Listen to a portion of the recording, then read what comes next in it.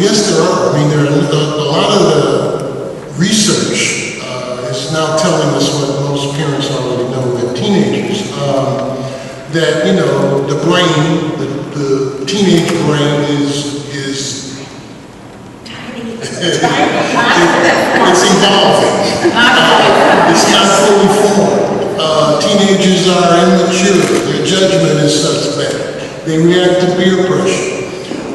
Parents already know this, and now the neuroscience and the science of adolescent development is supporting this. And so what I'm hoping we're going to see is a sea change in the way that we think about how we deal with primarily black and brown kids who involve themselves in delinquent behavior.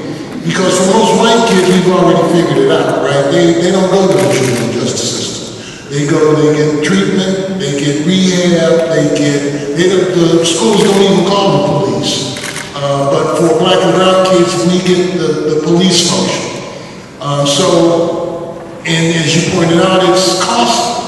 In addition to human cost, it's economically costly. And so, you know, we need prevention and intervention programs. We need to keep kids out of the system as much as possible. Right? All the research shows that when you put kids in the juvenile justice system and then transfer them to the adult criminal justice system, you are feeding the beast, and you are increasing recidivism. You are increasing trauma, neglect, abuse, and it all comes back.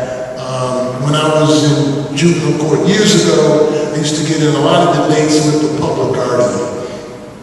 Because he would want to separate his kids from my kids. My kids were on the delinquency side of the courtroom, and his kids were on the neglect and abuse side of the courtroom.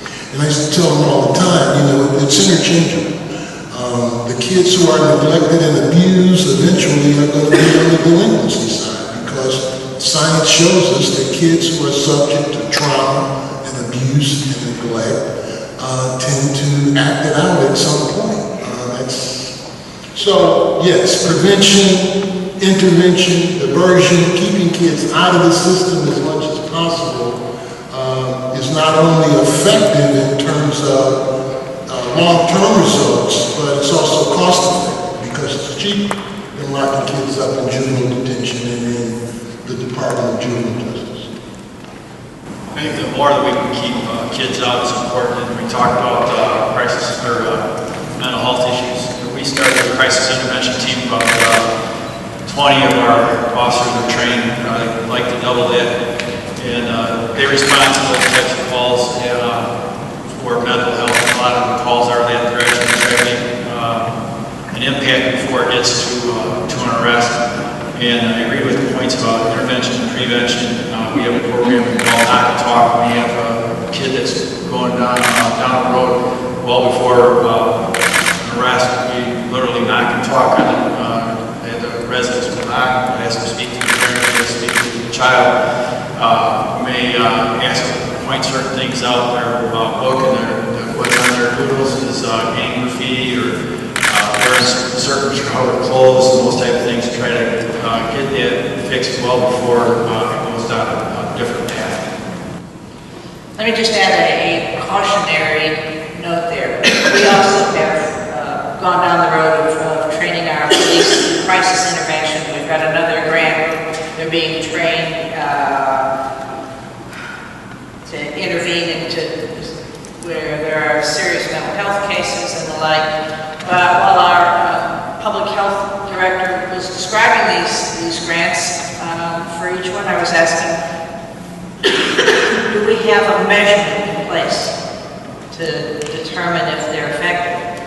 And we don't. We set up we get these grants. I guess the